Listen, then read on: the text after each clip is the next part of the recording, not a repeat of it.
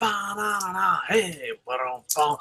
Welcome to Koco's Corner. I am the huge one, Dave Koco from CocoSports.com or KOCOSports.net. It takes you to the same place. It's where the world comes to kick ass, home for combat sports, and above all, where it's okay to be a passionate fan. This is our weekly TNA Impact Wrestling review, and as always, TNA is a little bit late because I work Saturday mornings. Not so fast, my fellow friend. I'm going to give myself a week or so. TNA is crazy late, and I just want to apologize to Dixie Carter, because I imagine Dixie Carter wakes up first thing in the morning and be like, well, what does a fat guy, what does a fat, white, nerdy guy in Tokyo think of my product? And I've made her wait 3 or 4 days. I'm sorry, Dixie. I know I'm one of your highest paid employees. Oh, too soon. But no, I work Saturday morning in Tokyo when TNA comes on, and then I spent too much time with my kids. You know, I'm behind on writing projects, we're behind on everything, but you know what? We had a lot of fun. So I apologize to TNA, Mrs. Carter, the whole Panda family, and here we go. As always, we ask you, win, loss, or tie, what did you think of this week's Impact Wrestling? And I don't know, TNA seems to be a lot like the Devil Rays right now. Not right now, because they're getting their ass whooped by the Yankees, but earlier, before the Yankees came to town, the Devil Rays and TNA have a lot in common. It's a small market team, and besides getting their ass kicked by the mighty Yankees in WWE, they're just eking out wins. You know, it's kind of like they do just enough, I believe, to be a win. It's like, oh, okay, it's a win. I'll let it go. And I don't know. It's sad because there's a world of pro wrestling where it's just extremist, and WWE fans like TNA sucks, and TNA fans like it's the greatest thing ever. And no, I think they're doing enough to eke out wins. It's an enjoyable show. I wish more people would watch it, but 12 years of a roller coaster over time, it's hard to get new people on board. But let's break it down match by match. Here we go. First, you had the Hardys versus the Revolution. I just want it to be known that before we get to the first match, Josh Matthews did a solo show, and I thought he did a really good job. Color commentary, play-by-play, especially play-by-play, is really hard, and doing a solo show is really hard when you have to call the action on a television show. I'm not very good at it, and it's very few people are actually very good at it. I think a lot of people get credit for being good at it, and I just don't believe they're good at it. You know, I think you got Joey Styles, Matt Striker. You know, it's a very hard situation, especially doing it by yourself or doing it, just doing it in general, especially the play-by-play guy. I know we beat up on Michael Cole a lot, but it's a really hard job, and I thought Josh did a great job. He mentioned Taz was on assignment, but I guess later the internet exposed that Taz is not coming back, and that's kind of sad because I thought Taz was a lot better with Josh. I thought Josh and Taz brought out the best in each other, so hopefully, if it's Josh is going to be a one-man booth, I was kind of impressed with it.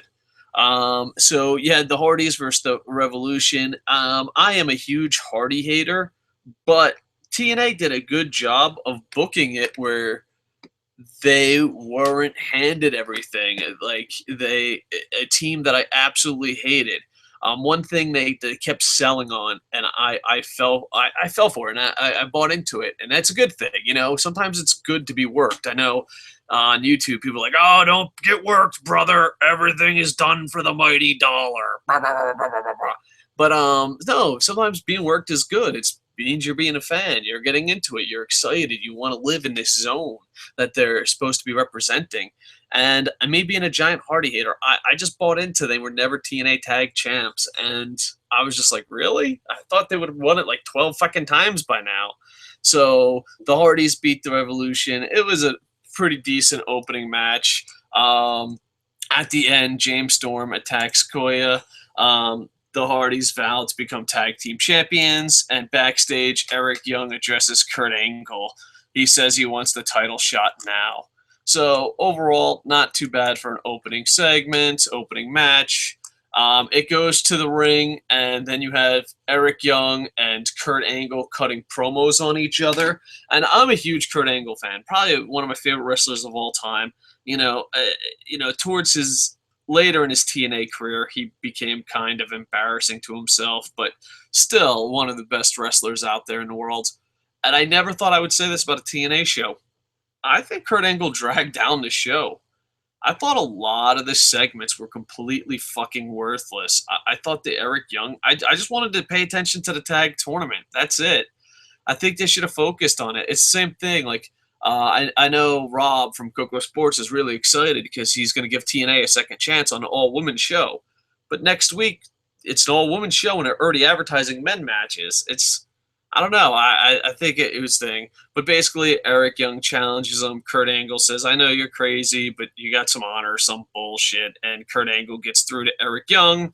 And boom, there you have it. Backstage, Low Key and Kenny King bully Rockstar Spud. Mr. Anderson makes the save. But that's about it. With that, it sets up for the next match. I honestly believe the Kurt Angle segments were the weakest part of the show. And I can't believe I'm saying that because the Hardys won the titles and I'm a Hardy hater and I'm a Kurt Angle lover. But, hey, you got to call it like you sees it. The BDC, the Beatdown Clan versus Rockstar Spud and Mr. Anderson. I thought this was one of the better first-round matchups. It told a story. It was interesting.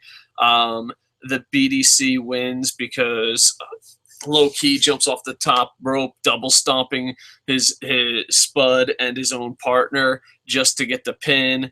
Anderson gets tricked by a chair. I thought it was the best match as far as storylines and matchups go. I really enjoyed it. Ethan Carter III says he'll stay undefeated. Bram says he's unstoppable. And this is one of the things. This is, excuse me, ladies and gentlemen, it's about to get nerdy. Ethan Carter III, you're undefeated in singles competition. Why you mention this in the tag team tournament? You've lost a shit ton in tag team tournaments. All right. I just had to get off my fucking nerd soapbox stuff. Back to reviewing. Boom, boom, boom. Next, you had another qualifying match. You had Uno and Jay Rios. I don't know. It's kind of a new tag team. They've been in TNA. They've been out of TNA. I guess it's a fresh team. I don't want to say a new team, but a fresh team because they haven't been there too often or fresh wrestlers coming in. And you go against Ice, EC3, and Bram. I really, out of this that I got, Ethan Carter III and Bram win. They're going on to the finals, which is going to be an Ultimate X. And I'm a huge fan of Ultimate X. It's probably my favorite TNA gimmick match. Probably my second favorite next to ladder matches. But they do move on. But there's like a whole big storyline with Tyrus and Bram. And maybe it's the Daredevil, me watching Daredevil with the Kingpin. I like it. I like the Tyrus storyline. I like that Tyrus is loyal to EC3. I was, because I was a huge fan of Spud and EC3 together, but I'm starting to really feel Tyrus and EC3. It has some kind of like Kingpin type relationship. I watch Daredevil and it's amazing, and anything that reminds me of Daredevil makes me like it. So there you go. Post-match, Bram attempts to confront EC3 because EC3 tagged himself in to get the cheap win. And just at the end, they're like, who gives a shit? Moving on. Backstage, the Knockouts await a huge announcement. And Kurt Angle addresses Eric Young and Homicide. And the Homicide, I don't understand how some two guys that I absolutely love turn something so horrible. But we'll get to that. All right, bam, bam, bam, bam, bam. Next, we have the Knockouts thing, and I'm looking forward to this. A lot of. I know Rob is definitely looking forward to it. The TKO show, the Knockout show next week, and I don't know. I think these women can wrestle. I think these women are amazing, but their fucking characters suck, bro. Bro, come on. I just want to see these women wrestle. I don't want to fucking hear them fucking cut a pro. Like, that was just horrible.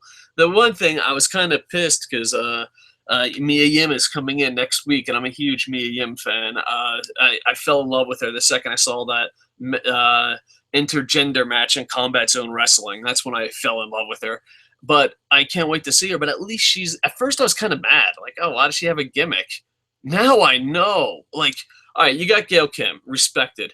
You got Angelina Love, respected. Okay, they had something to bring to the table. And then the rest of the divas are like, girl power, we're beautiful. And I was just like, are you fucking for real? You might be great wrestlers, but holy shit was this promo fucking garbage. Just absolute garbage. And we have to stop with the fucking brawls where everyone just goes absolutely crazy. I think at one time, especially during the NWO era, early Attitude era, NWA, at one time, the backstage brawls were absolutely amazing. The brawls to the ring, everything was amazing. But pro wrestling, and this ain't just a knock on TNA, pro wrestling in general has abused it. And it's weird because, like, if someone fucking just goes to the back and gets knocked the fuck out, it just seems more realistic. It's just, I don't know. I just think everyone brawling has become so it happens so much that it absolutely means nothing. And this ain't a knock on TNA. It's really a knock on American pro wrestling. And Japan pro wrestling does this a little bit, but I think Dragon Gate pulls it off pretty decent. DDT, if you like that style, you could get it. But especially WWE, TNA, just the backstage brawls and everyone brawling in a ring has got to the point that it's fucking ridiculous. It would be like, like I'm a big baseball fan. I can't wait. I'm gonna probably buy RBI baseball on my Mac soon.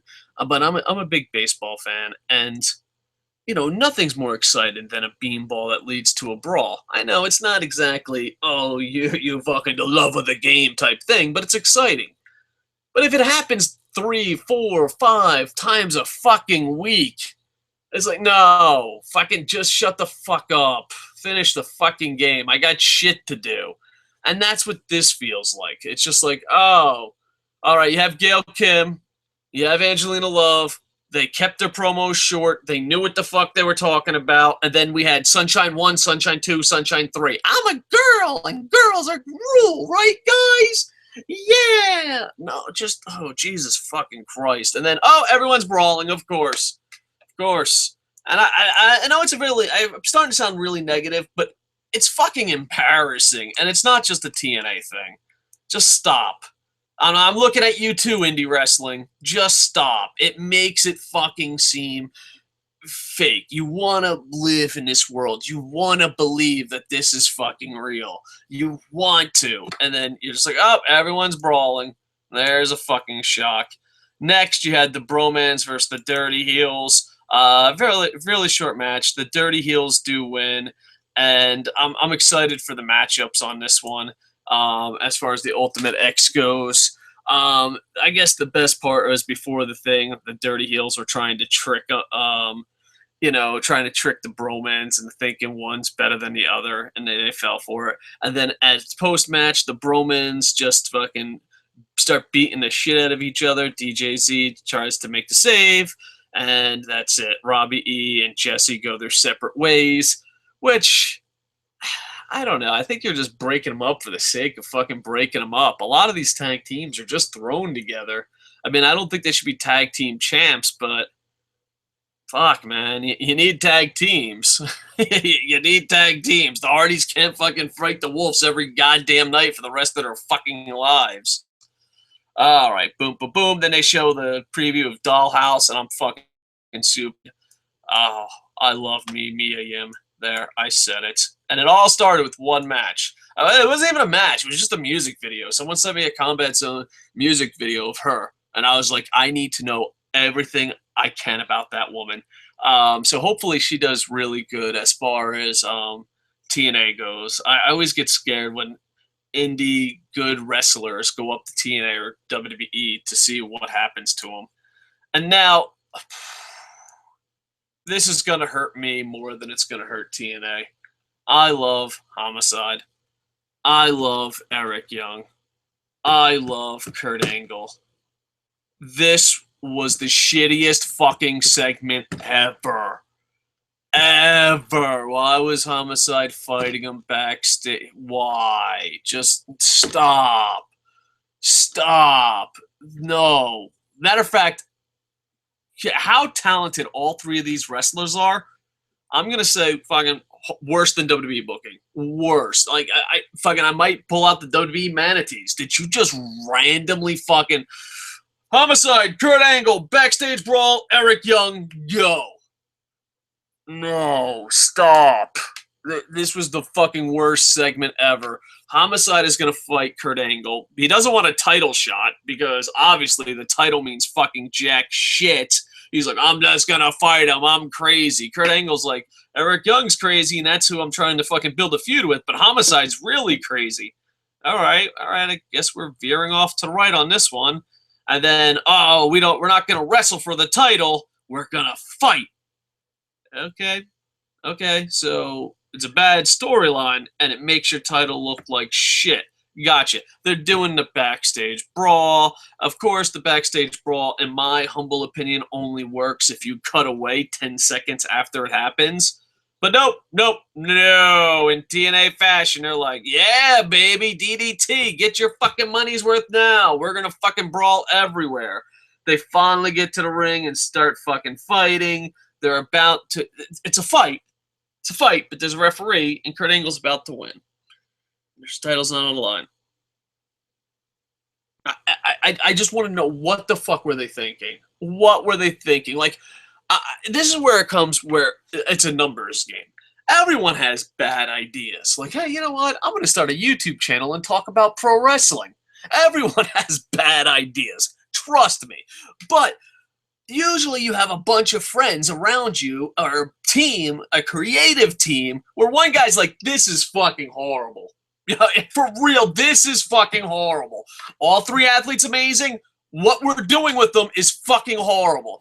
And when something this bad, with such great athletes, makes it onto national television, this is where I worry. Like, no one had the balls to fucking step up in this goddamn company and be like, this is a horrible idea.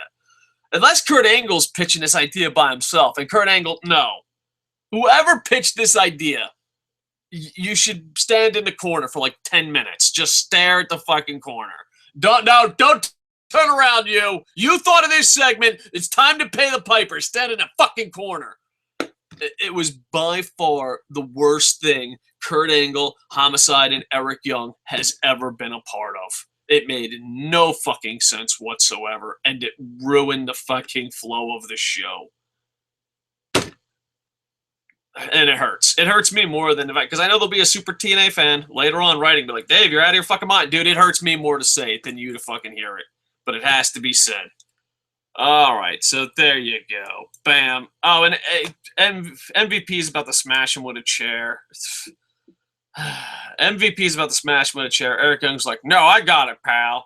And they stare at each other like, are you fucking for real? He's like, I'm fucking for real. This is what the script fucking says. And MVP's like, God damn it, why ain't I in New Japan? And Eric Young's like, you think you can get me in New Japan? I don't fucking know. It'd be pretty fucking great. This is a horrible goddamn segment.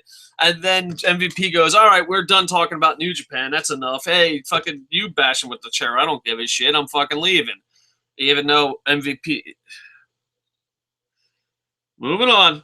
And then Eric Young goes to bash him in the chair, but instead drops the chair because he saw the light. Kurt Angle showed him the way of the Funker.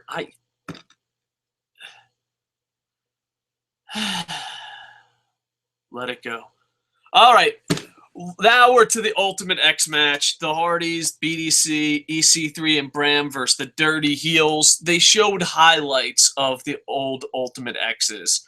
And I say this a lot with TNA. I really do. Dear TNA, don't show highlights of what you used to be. You used to be an awesome wrestling company, especially doing those $10 pay-per-views, especially before Hogan. Before Hogan. What is it? BCBH. Before Hogan. TNA was amazing. I fucking believe that. I know there's WWE fans that hate Vince McMahon who pretend to be TNA fans, but if you've been a TNA fan from day one, before Hogan was amazing. It really was. And when they show highlights of what it used to be, what happens next never lives up to that. And I think it fell for that trap again. Explosion does this all the time. Explosion's like, here is 2 guys that we haven't paid in 6 weeks not giving a shit. And here is Samoa Joe, AJ Styles, and Christopher Daniel busting their ass. Excuse me, is there any way we can watch old TNA and not? Okay. So I think there was a huge mistake showing Ultimate X. I know you got to hype it up, but you ain't living up to old Ultimate X's. Let's fucking be real here. But besides not living up to old Ultimate X's, just judging by the show, I really enjoyed the match. It wasn't the best Ultimate X match by far, but you know what? It's a fucking Friday night. I'm having a good time. Ultimate X just happened. The storyline, I got to give you props. When I throw you under the bus, I also have to give you props. I hate the Hardys, and your storyline and the promos and the commentary team made me go, oh, all right, the Hardys won. I'm cool with that. So good job on TNA of that. The Hardys do win. It was somewhat of an enjoyable match, but when it comes to Ultimate X standards, there's been some really amazing Ultimate X matches before. So there you go. And I thought I'd lose my shit more, to be honest with you. I was like, holy fuck, I hate the Hardys. But maybe I'm getting too kind, too soft to my old age. Or maybe the booking is better. All right, let's check out Jimmy King. Thank you very much. Jimmy King is watching us on the Google+. He always shares us. That stuff helps us out a lot. Boom, boom, boom, boom, boom, boom. Twitter is talking about something else. All right. Boom, boom, boom. I appreciate the like, Amir. I appreciate it. Thank you on Facebook and anything on the YouTubes. All right, let's check it out. Jimmy King, hashtag TNA Impact. And hold on. Boom, boom, boom, boom, boom. Dun, dun, dun, dun. 2 likes, 0 thumbs down. Not too bad. All right, and Genovi does anime. Genovi, I'm so happy that you're back, my friends. I didn't watch the show because someone in college spoiled it for me because they read spoilers, so I won't be watching TNA for a while. That sucks. You have to fucking prank him or get revenge somehow. I know, don't get too crazy. You college kids with your fucking pranks. Back when I went to college, a prank was like drinking a gallon of milk. And then you threw up because you can't drink the gallon of milk. Now you motherfuckers, you brought pranks to a whole new level. But yeah, you definitely have to get revenge for that. We'll be watching reviews to see if there is a match I should see, even though I know the outcome. Yeah, spoilers really fucking do ruin it. I try to avoid spoilers. That sucks. What a douche. What's the guy's name? He'll win our douchebag of the day award. But you have to get revenge. But make it a safe prank. I don't know. I don't even know. Tell them to drink a gallon of milk in an hour. So who knows what college kids do today? I'm old. All right. Thank you very much for live comments, likes, comments, all that. To the TNA super fans and Dixie Carter and the Panda family, I do apologize. One question that's kept asking me is about the pay situation. I don't know what the pay situation is, but I do know this. When a company basically goes out there and their employees start fucking mentioning stuff, there's a legit problem, and that's PR. Because this is how it works. Oh my God, TNA's not paying their employees. Yes, we are. All right, I guess they are. TNA is not paying their employees. Where did you get this source? We are. It's when Jeff Hardy, Matt Hardy take pictures, and Havoc, fuck you. Fuck you, Havoc. Dear Havoc, go fuck yourself. Could you imagine, you wherever you work or go to school, there's rumors. And I'm the type of person, hey, I heard a rumor about you. You know what I mean? Like, here, let's say, Genovi does anime. Genovi does anime. I heard a rumor about you, that you like Speed Racer. That's it. Then he says yes or no. That's what a normal fucking person does. I think a lot of these pro wrestlers are mentally fucking weak and don't know how to deal with celebrity. Are you fucking for real? You're a TNA wrestler with what? What? A couple thousand fucking people might know who the fuck you are? And why? Why can't a fucking wrestler be like, Oh, interesting. I would like to fucking address this rumor. The PR and social media has absolutely ruined wrestling. And it's not the dirt sheets, it's not the fans, it's not even people that hate pro wrestling. It's the fucking pro wrestlers. What fucking person, like, oh, I heard you're not getting work that, I heard that you're not getting paid at work. Oh, I'm the asshole because I asked you. Oh, I understand. That makes sense. Perfect. Yep. Think about it. Next time there's a rumor at your work, go to the person that the rumor is about and see how they act. When the person is legit successful, legit mentally strong, and legit doesn't have a problem, they're like, hey, man, yeah, I heard about that rumor. Not true. Sorry, dude. Sorry, gotta let you down. But when the rumor is true, you're like, hey, Bobby, did you suck Joey's cock in the back and still fucking joined straightguys.com? Oh, you did? Oh, yeah, oh, man.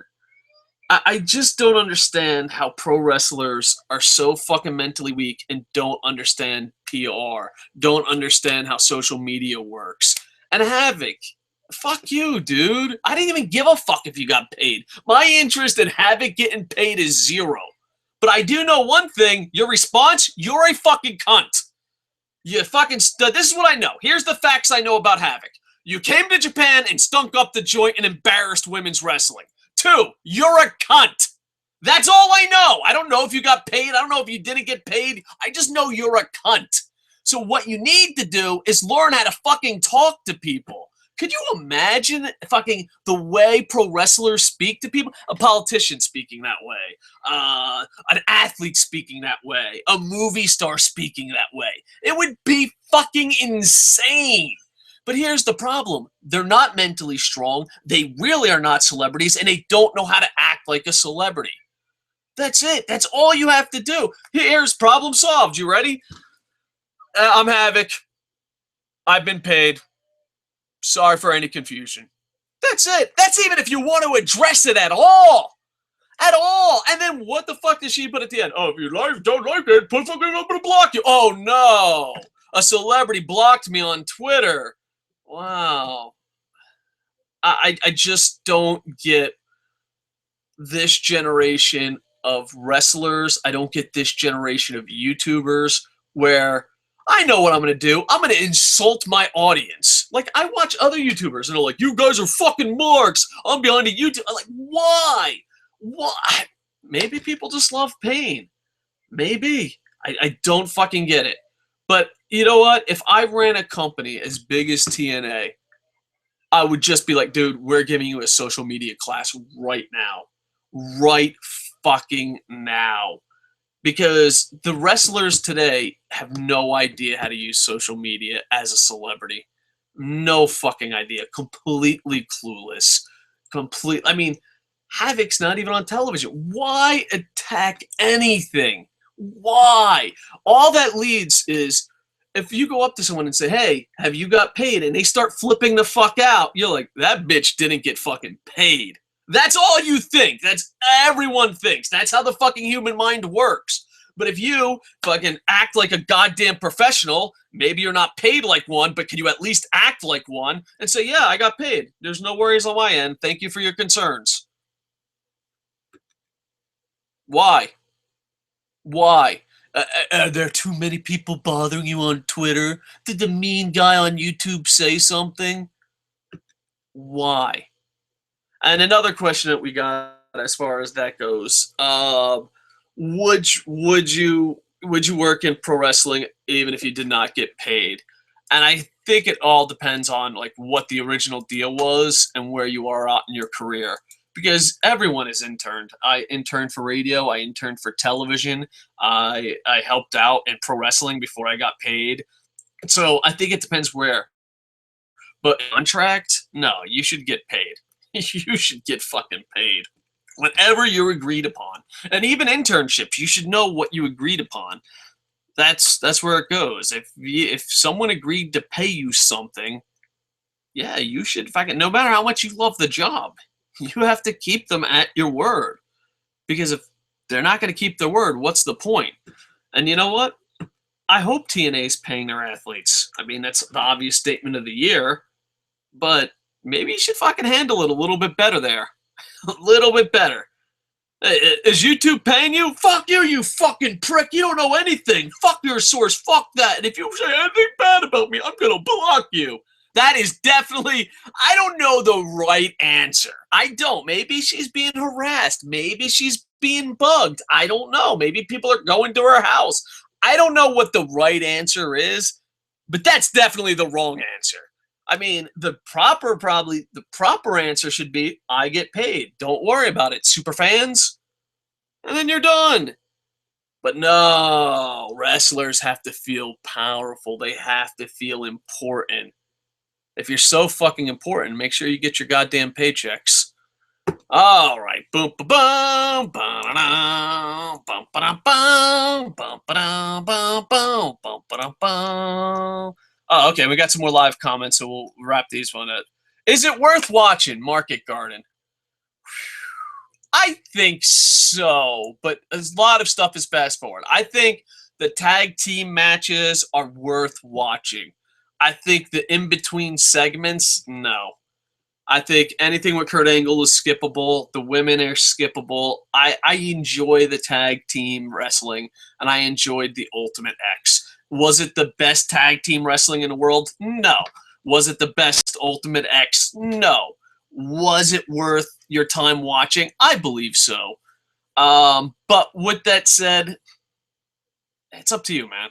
It's up to you. It's really up to you. I would watch it. Hey, Dave, I heard a rumor that you love John Cena. Is that true?